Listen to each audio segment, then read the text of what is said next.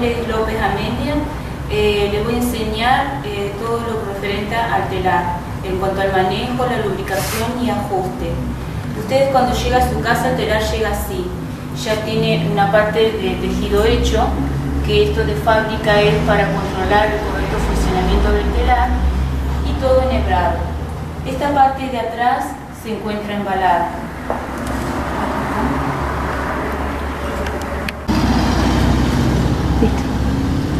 Bueno, esta parte se encuentra embalada. Hay que desembalar para poder comenzar a trabajar. Entonces desatamos.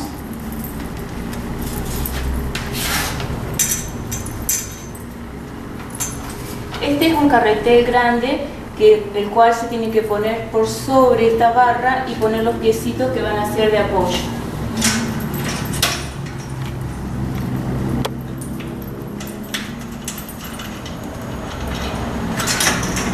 Esta parte está embalada, por eso se encuentra atornillado al revés, porque realmente tiene que ir esta parte puesta acá, apoyada en el tornillo,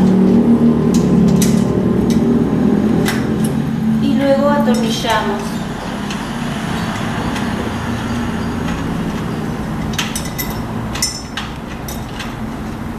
Para poder formar la base donde se irá a apoyar el carretel.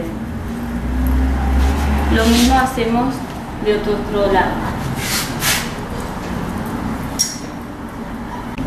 Lo mismo hacemos de otra parte. Para poder ayudarse pueden utilizar una llave número 15.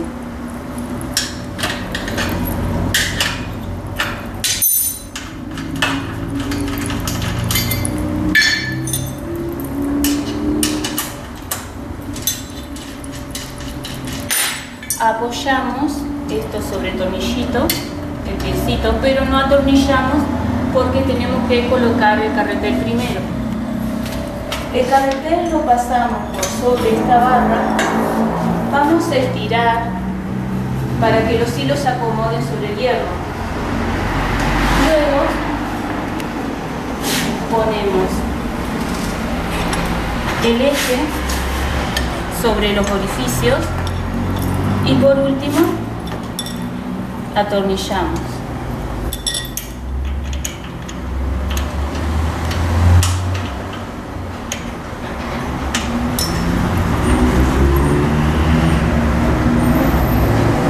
Ante todo, este hierro que se encuentra acá lo debemos sacar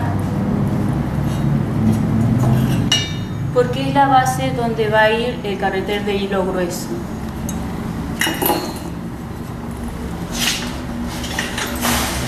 Este elástico que tenemos acá, que es de cuero, es el tensor que va a ir sobre esta guía que tiene acá el carretel. Lo colocamos así, haciendo fuerza, que quede bien. Una vez que colocamos el tensor, vamos a atornillar el tornillito mariposa hasta la mitad del tornillo. Tengamos en cuenta que este carretel, a medida que se va vaciando, tenemos que ir desajustando una vuelta. ¿Por qué? Porque a medida que se va gastando, se va poniendo más tenso el hilo y cuanto más tenso se puede llegar a cortar. Ahora vemos, este hilo está flojo. Hay que darle tensión antes de comenzar a trabajar. Para eso lo que vamos a hacer es girar el carretel para darle tensión y comenzar a trabajar, porque si está flojo, cuando la aguja entre va a cortar los hilos. Esta parte de atrás ya está armada, como para comenzar a trabajar. Ahora vamos a dirigir hacia adelante.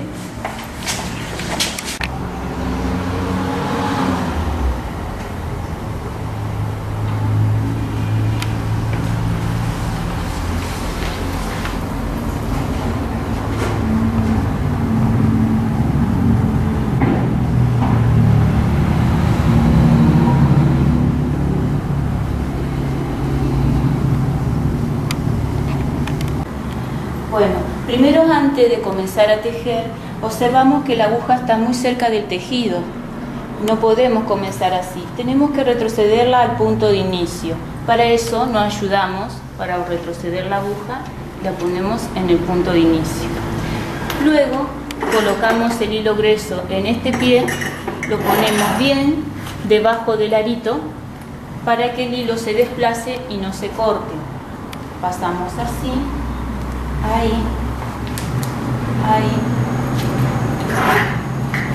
Luego, del lado de atrás hacia adelante, enhebramos la aguja.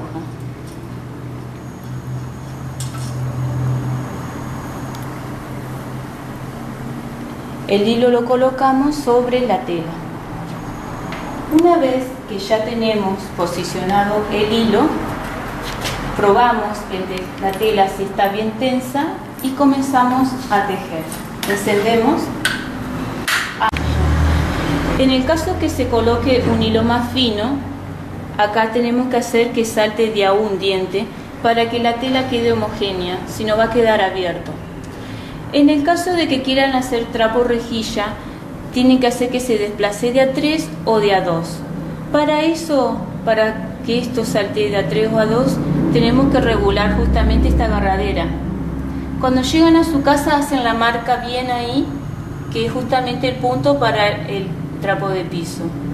En el caso de que ustedes quieran luego hacer otras producciones como trapo rejilla o utilizar otro tipo de hilo, lo pueden subir o bajar según el grosor que ustedes quieran del hilo y lo que quieran hacer de apertura en cada trazo del hilo. Sería aflojamos el tornillo y regulamos. Pero lo único que nosotros recibimos trapo de piso. Tengan en cuenta de marcar justo ahí, porque a este nivel es para justamente el trapo de piso. Otra recomendación a tener en cuenta: debemos lubricar el telar cada 2 días con gotitas de aceite para que tengamos telar por tiempo. ¿Por qué? Porque en estos orígenes, aquí también debemos poner una gotita de aceite y en esta parte también, que son las partes de movimiento. Siempre también va a depurar el aceite oscuro es que se está limpiando la pieza.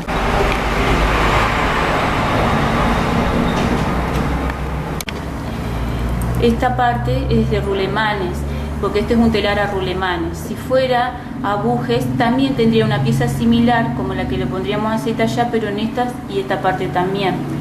Por eso acá no es necesario. Es mejor el de telar a rulemanes porque tiene una pieza sellada. Esto hace que no se ensucien justamente las piezas internas y hace también que el telar ande a mayor velocidad. La cadena, esta pieza, también debe ser limpiada y lubricada. Para eso se hace necesario utilizar un cepillito para poder sacar las pelusas que se depositan ahí y luego lubricarla con un poquito de aceite para un correcto funcionamiento. Inclusive el tensor, que el tensor es de cuero, con el tiempo, si no lo cuidamos, suele quebrarse y romperse. Para eso también es necesario lubricarlo un poco con un poquito de aceite para que se mantenga. Bueno, ahora vamos a hablar en cuanto a los ajustes de los tornillos. Si justamente lo que decíamos hoy, los balancines, tienen que estar en la misma inclinación. Si vemos que uno se endereza así y el otro se encuentra inclinado, tenemos que ponerlos a los dos con la misma inclinación. Si este se enderezó, lo ponemos en la inclinación de aquel y atornillamos este tornillito. ¿Por qué? Porque si se aniveló, quiere decir que el tornillo se aflojó.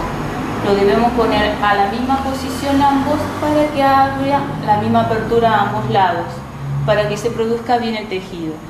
Porque si este está enderezado y aquel está inclinado, entonces los hilos acá van a estar cerrados y aquel abierto. Cuando la aguja entre, al estar justamente acá derecho, o la aguja bien va a chocar el hilo y lo va a cortar, o lo va a obviar y va a tejer donde está abierto. Observemos cómo teje. Tiene que tener la misma apertura a ambos lados. También tenemos que observar los tornillitos de los paneles de las 100 agujas. Tienen que estar bien ajustados. Debemos observarlos porque cuando en el uso constante se pueden aflojar. Si se aflojan, esta barra se sale, y si se sale, las agujas también, y se pueden llegar a quebrar. Entonces tienen que estar bien ajustados los 4 tornillos. Debemos observar que aquí en el medio tienen orificios, pero no tiene el tornillo. ¿Por qué?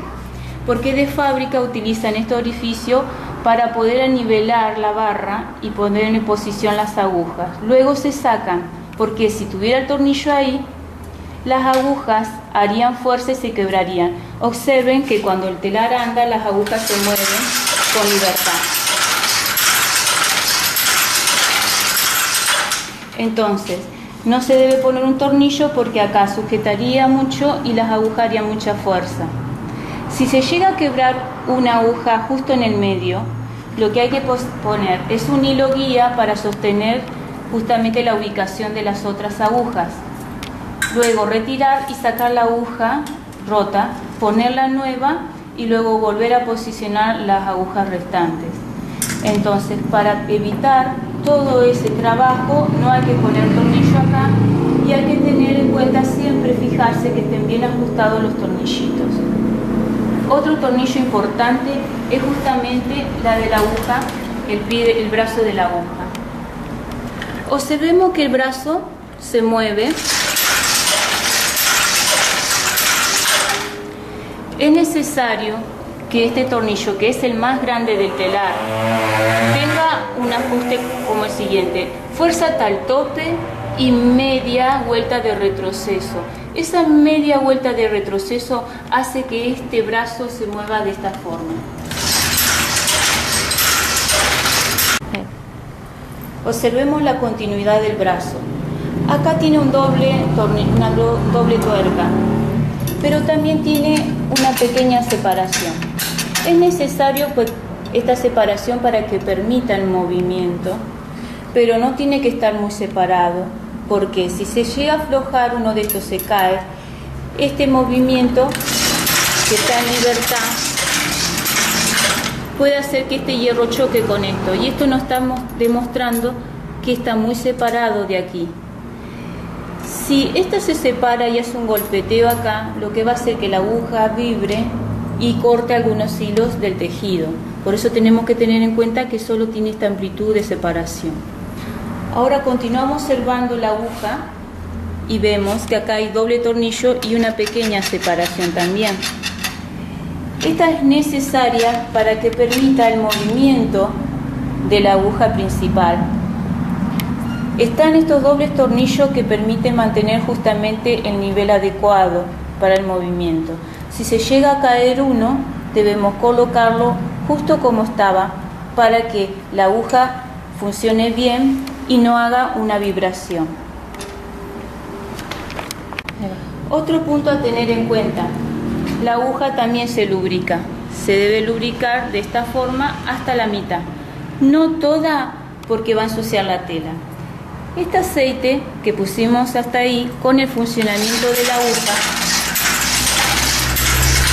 va a hacer que se desplace al canal y lubrique toda esta pieza. Es necesario poner justamente este aceite para que no se empaste la aguja con el polvillito de los hilos y pueda funcionar en libertad. También es necesario de vez en cuando en el canal acá pasar justamente un trapito como para limpiarlo, porque se deposita justamente la pelusa de los hilos y eso con el tiempo va a ir atascando y haciendo una dificultad en el tejido o en el desplazamiento de la aguja. Esta pieza tiene que estar con forma de L, que es forma de L hacia arriba, nunca hacia abajo, siempre teniendo en cuenta que la aguja tiene punto de inicio. ¿Por qué? Porque si está abajo no va a permitir que esto, si lo observamos, ese que hace el movimiento de la aguja. Entonces la aguja